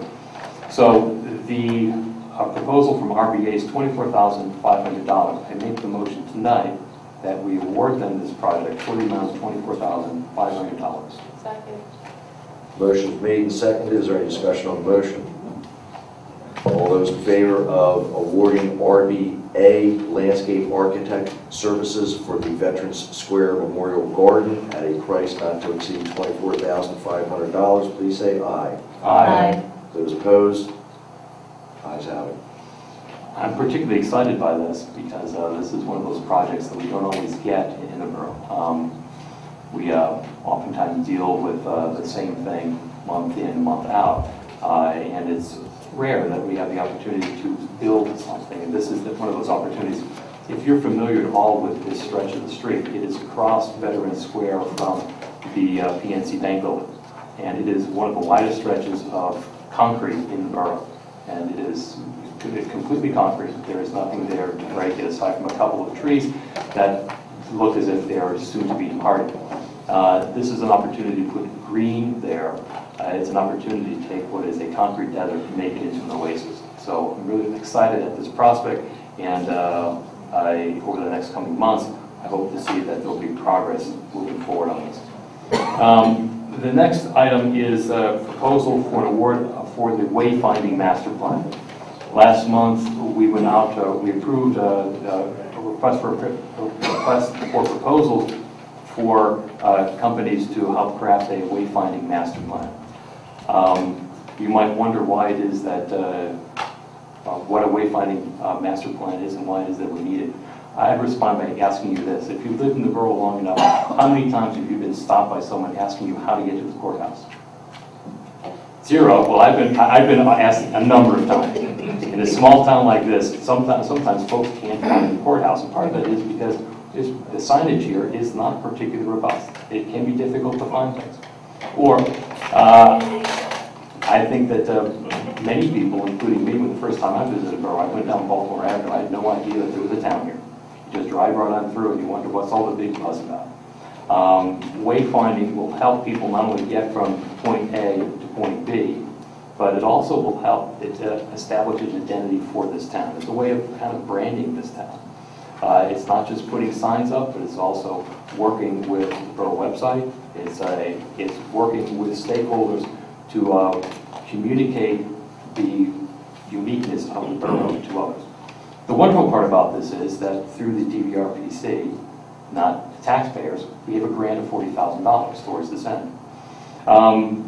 This went out for bid, and I think we had 7 respondents, Jeff? Yes. I'm right on the money tonight. Of which we interviewed 3. And the best fit was a company called Merge, M-E-R-J-E, out of Westchester. They're very familiar with the borough. They have done a lot of wonderful work. And not only have they a wonderful book of business, but they're also the low bidder, which is fantastic. The amount that they bid is $43,878, so this will require a payment of $3,878 out of the borough general fund for purposes of the wayfinding master plan. Tonight, I'm going to make the motion that we award this, that we award the bid to Merge for the amount of $43,878. Second. Motion is made and seconded. Is there any discussion on the motion? All those in favor of awarding Merge the wayfinding master plan contract in the dollar amount of $43,878, please say aye. Aye. Those opposed say nay. Ayes have it. Item number 8 is housekeeping. This is authorizing the borough solicitor to draft possible amendments to the floodplain ordinance.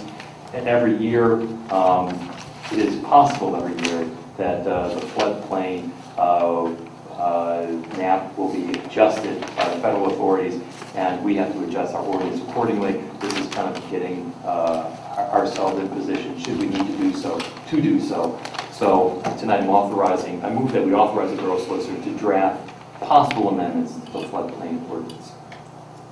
I'll second that motion. Motion's been made and seconded. Is there any discussion on the motion?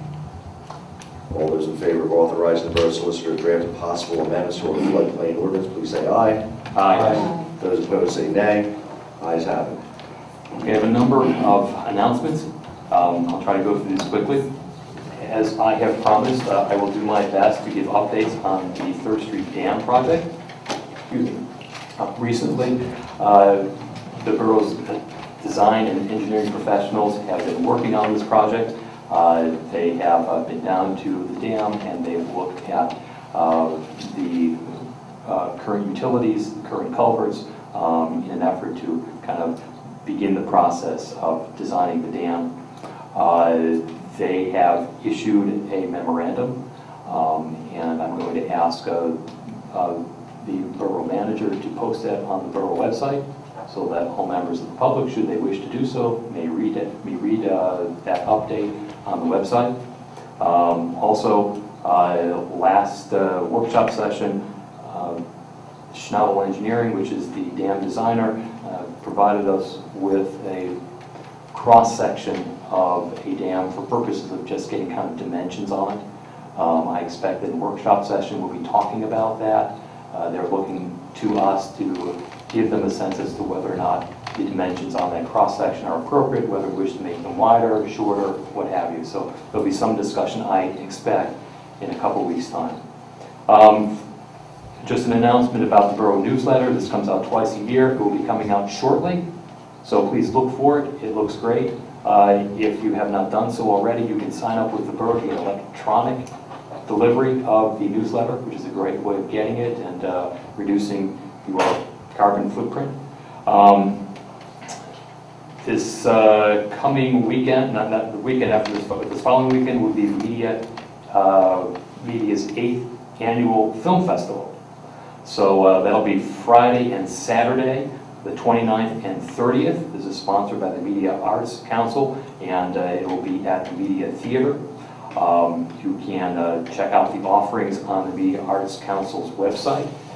You can also purchase tickets through that website. This year there are offerings from the United Kingdom, the Russian Federation, from India, as well as from local filmmakers, including 3 who are graduates of the Media's MyFi project. That is a media youth film initiative. That's what MyFi is. It's a project of the Media Arts Council and the Media Youth Center.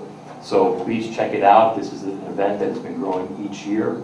It's outgrown its very humble beginnings over at the community center, where folks used to sit in chairs and I don't know, probably wash things on a tablecloth or something like that, but it's certainly gone beyond that, so please come on out. The Art Inside Out program is now up and running, so please come out, take a look at all of the 12 reproductions of Philadelphia Art Museum paintings. They are all throughout town, and you can check on the website. There is a kind of a walking map. And if I understand it, Robin Beaver, my neighbor, the walking tours are going to be offered. And will we get the information about that from the Media Arts Council website? Dates are on the website now. On the website, the Media Arts Council website. In connection with that, the Philadelphia Museum of Art has generously offered free admission to the museum on the days of July 17th through July 19th. Anybody who's in the zip code 19063, and please bring some kind of identification. You can't just simply go there and say 19063. Show them a driver's license or something. If you go to the Museum of Art those 3 days, you get free admission. So what a wonderful opportunity to take advantage of one of the great cultural treasures in the world. And while you're at it, you can stand on the steps and raise your arms and pretend you're running. All right, so let's see. I think that's about it. That is it. So that's the end of my report. Any questions for Mr. President? I just want to add the Art Museum, we're organizing a bus trip.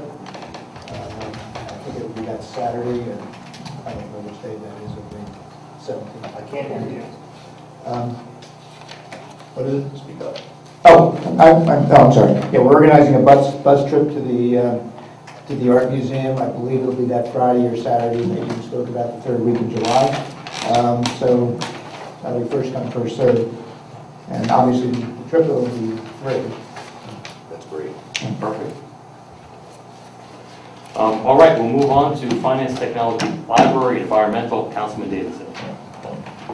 Thank you, President Hall. I'm going to take my agenda a little bit out of order just to address some of the folks in the audience here I think are waiting for a particular vote. The first item I'd like to bring up is item number 4 on the agenda for my section, which is the agreements with Media Upper Providence Free Library for a donation loan. This is sort of the culmination of, I would say, probably years of work by the library board and in cooperation with Media Borough as well as neighboring municipalities. But at this point, we do have an agreement in place which will authorize Media Borough to loan the amount of $1.5 million to Media Upper Providence Free Library to rebuild and build a brand new library here in Media, as well as a $1 million grant. So there's 4 documents. I'm going to make this as one motion.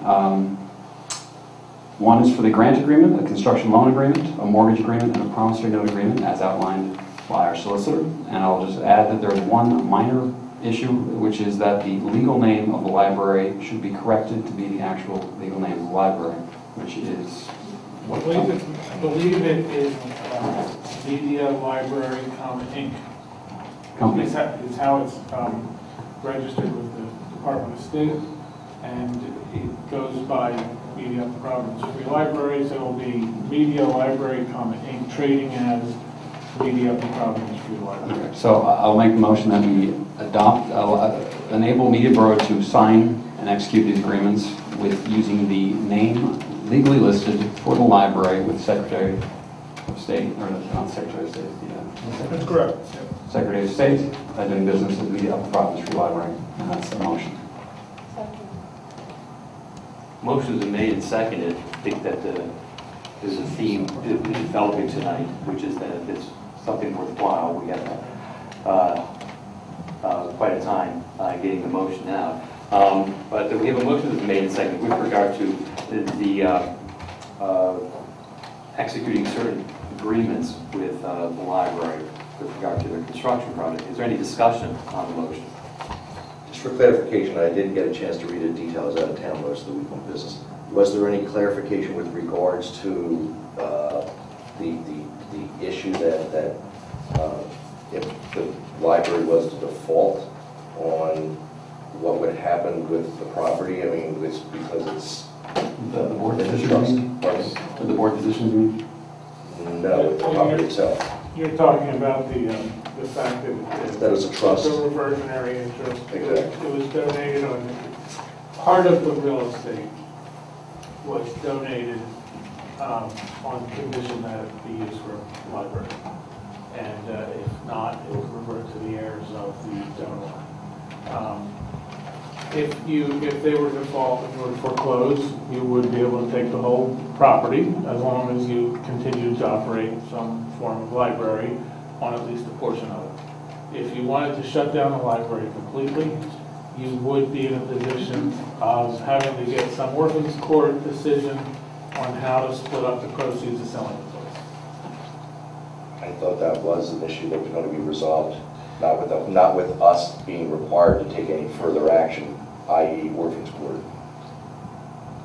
Well, if you're in a foreclosure situation, you're going to be in court. I don't know how to apportion the future value of real estate, because we could be talking 50 years from now, you could be talking 100 years, well, we're not talking 50, the loans of, what is it, the term of the loan, 20 years. So we're talking about that period of time. I don't have an easy answer for how to do that. I mean, that is a risk, that if they go under and you decide you don't want to run a library there anymore, But I thought that was the you're library. not going to be walking away with the full value of the for the real estate. But I thought that was something that the library had agreed to, that they would resolve on their end, not on our end. That they would handle that and then come back and say, this is how we've resolved it. And I guess that didn't happen. No, Okay. no, it did not. All right, any other questions or comments? I'd like to make a comment. Sure. I support the library and I appreciate what they do contribute to the borough, but I don't believe we've created a financially, fiscally responsible arrangement, so therefore I'll be voting no tonight. Any other comments? I'll only comment that the library has been here for over 100 years through wars, depressions, Lord knows what else, and it's still here. So I'm fairly confident that 20 years from now, it's still be here. All right, so we have a motion to execute various documents with regard to the library. I think I've got them. A borough grant agreement, a construction loan agreement, a promissory note, and an open-end mortgage and security agreement. If I have that right, do I have that right? Excellent. I will, the motion's been made, and I believe it's been seconded. I'll call the motion. All those in favor, please say aye. Aye. Those opposed, please say nay. No. The motion passes. Thank you.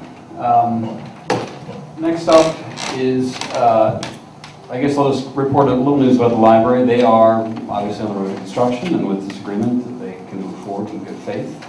Current estimates are late June, early July for breaking ground, which I'm very much looking forward to, and we will certainly make an announcement here at council when that happens, and likely post it on the borough website as well. But for that, they are going to have to move for about a year, and they have an agreement in place with the immediate firehouse for their second floor. They'll be putting in a ramp to allow it to be handicap accessible. The deal is we actually own that building, and we lease that to the fire company. So I'd like to make a motion tonight to authorize our solicitor at any point draft an agreement and have Media Borough agree to sublease that space if so needed. I think they've already entered, they already have a sublease agreement between the fire company and the library. What you're doing, your master lease with the fire company requires borough consent for any use that's not a fire company. I got you. So that's all you're doing tonight. So we're just authorizing the use of the second floor of the firehouse for the library for temporary for the year. Right. Okay.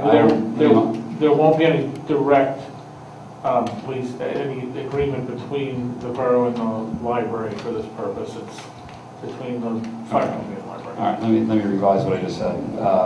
I'd like to make a motion that Media Borough approve the use of the second floor of the fire company for the use of the library temporarily for during their construction project. Second. Motion's been made, it's been seconded. Any discussion on the motion?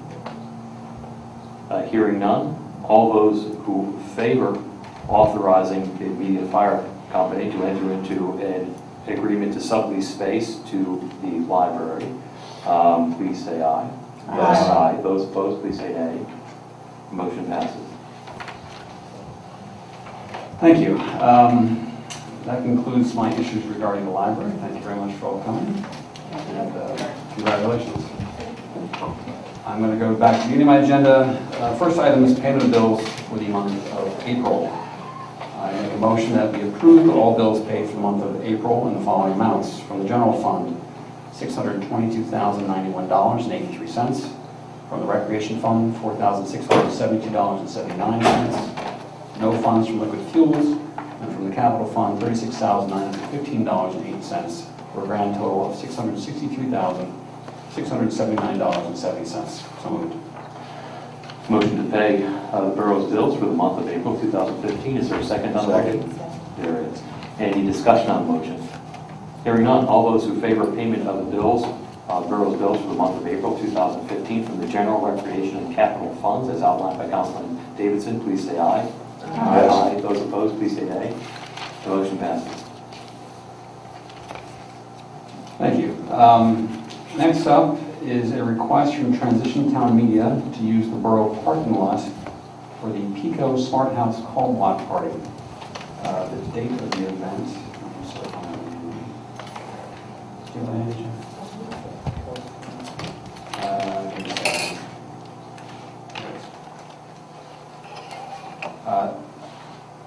June 6th. June 6th.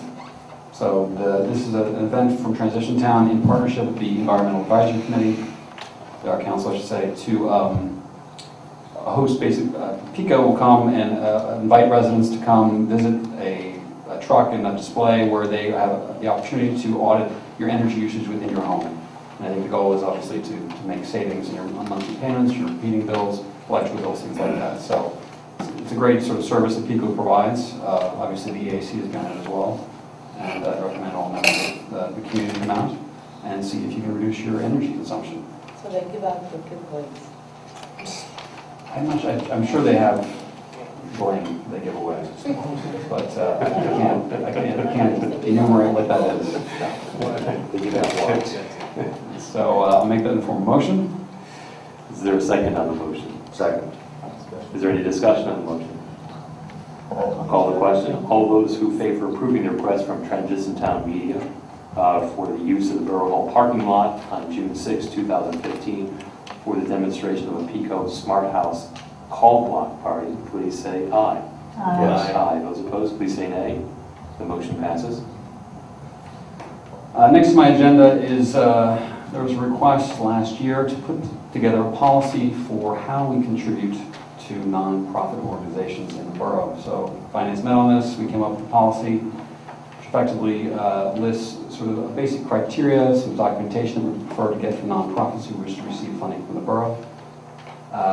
I'm not going to go through the individual lists, but I'd like to make a motion that we adopt the policy as specified in our packets this week for donations to nonprofit organizations. Motion is made. Is there a second on the motion? Second. Any discussion on the motion?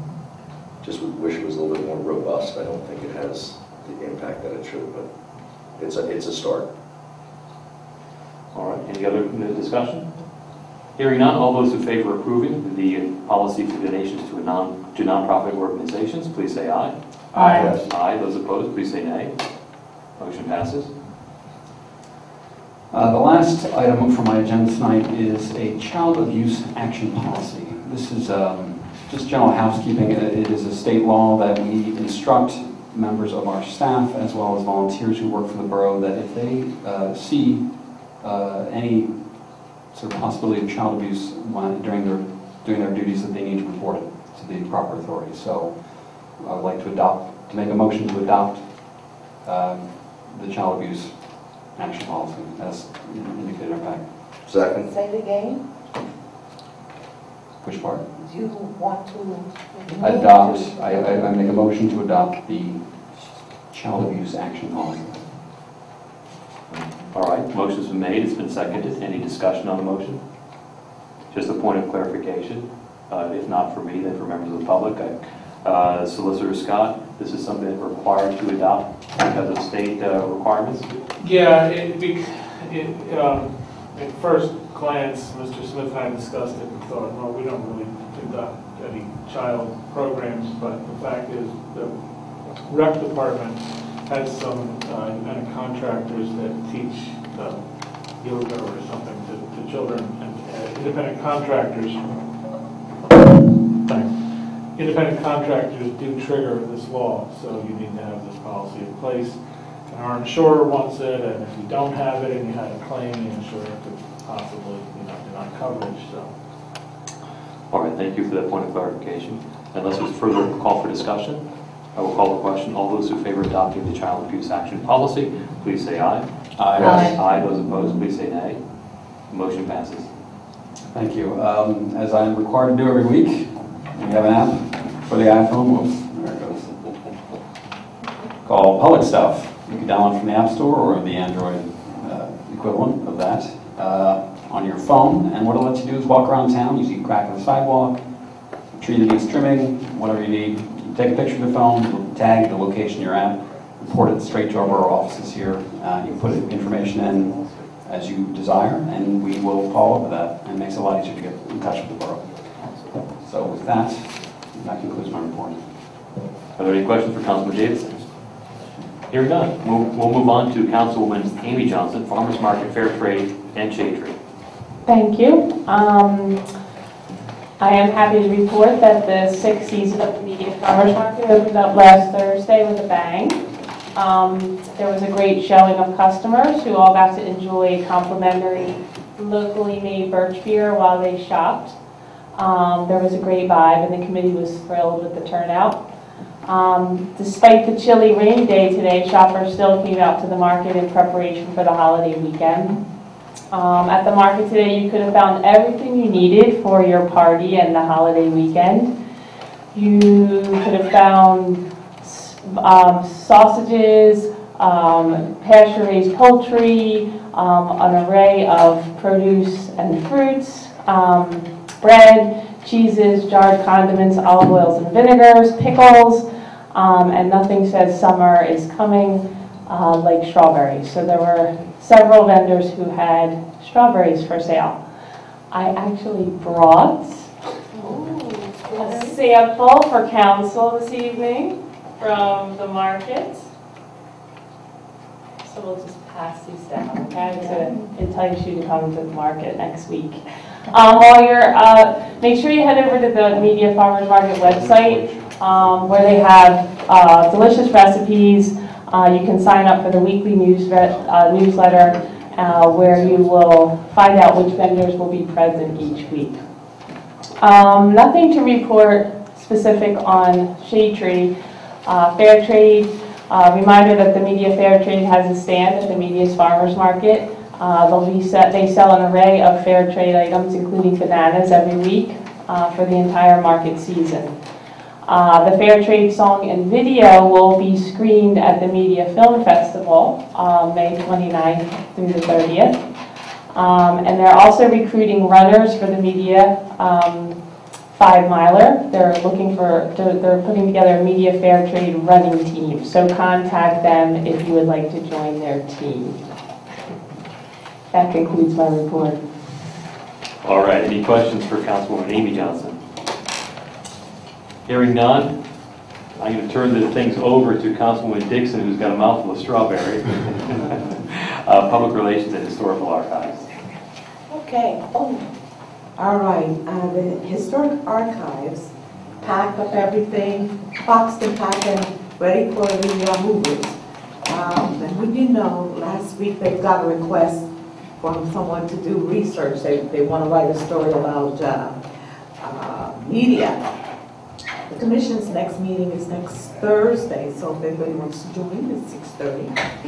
A couple of weeks ago, we had an ad hoc PR team put together with Media Arts Council, MBA, and myself, and we met and brainstormed publicity ideas.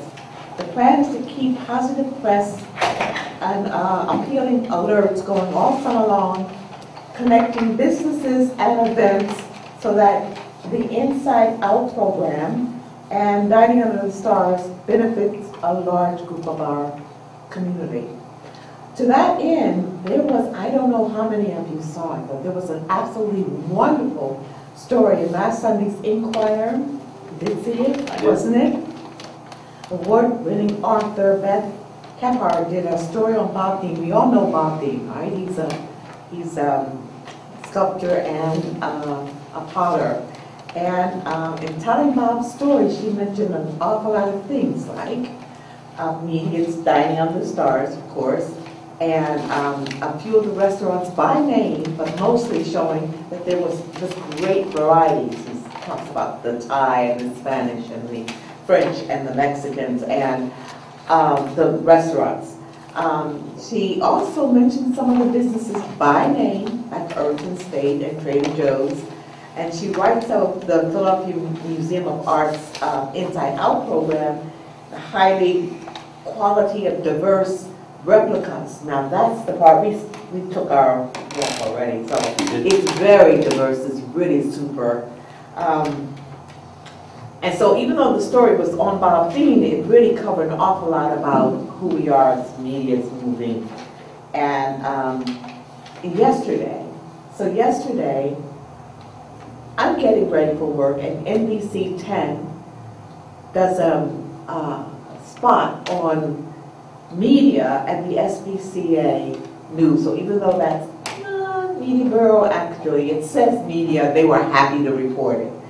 And then later that day, I had a young yoga teacher, well, he's not that young, but he's young, come up to me and say, Channel 29 is in media. Did you know that? Of course I knew that. So everybody's covering us. The mayor sort of makes sure of that, but this is, it's great that a lot of hands are involved in making sure that we get this great press, and we just want to keep it going. That's all I'm reporting. I'm sorry.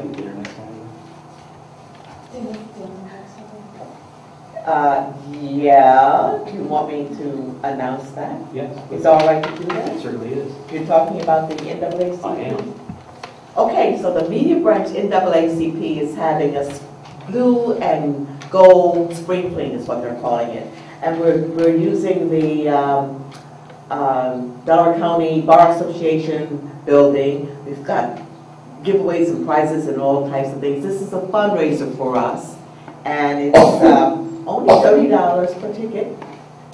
And I need to sell a few. Okay. And that's next Saturday, I mean, the week from this coming Saturday. It's the 30th, it's that next Saturday. A week from, it's not this Saturday, it's next Saturday, the 30th. What time? 7 o'clock, okay? So go to the movies the day before, Yeah. and then go to the dinner on the Saturday. That's right. All right, very good. Are there any questions for Councilman Dixon? Sarah, I just wanted to, this way. Okay. I just want to let you know that I've had some conversations. I did attend the spring regional conference for the Pennsylvania Municipal League, and will be attending their state conference in another few weeks. I do believe that the borough is going to be receiving a request to host the Southeast Pennsylvania Regional Pennsylvania Municipal League dinner for spring of 2016. It is an opportunity to showcase the borough, all municipalities that are members of the Municipal League will be in attendance, and it's usually a very, very good event, and it gives the borough an opportunity to show off to our other municipalities that are part of the league. So hoping that we'll be getting a formal request or invitation to host shortly. Very good. All right, any other comments or questions for Councilman Dixon? Hearing none, we'll move on to our bookend public comment and privilege of the floor. If there's anybody who wishes to address council at this time, please shake your legs away. Come to the microphone, tell us your name, where you live, and what's on your mind. Katie York, 303 South Avenue. And this is for the borough manager. I was wondering if he received an email from a neighborhood group, and if that was shared with the rest of Borough Council, and if, for the record, you could kindly read it aloud so that it is on the record. Please.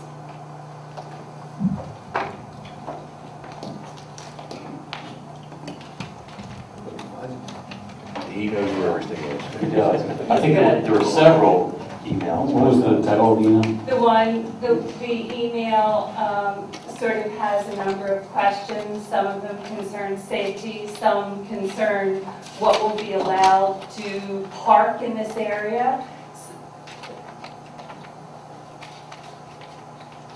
Not to belabor the point, but just to have it well heard. Was it, I'm assuming that this was shared because of, we couldn't write all of you because of the litigation issue? It certainly was shared. I don't know if I have it in front of me, only because I believe that at the last workshop, the council referred the matter to the Public Safety Committee on June the 22nd, so I apologize. I may actually have it in that package. Okay. I am in receipt of it. I did circulate it to council. Thank you. I do apologize. I just don't know if I have it right in front of me at this moment.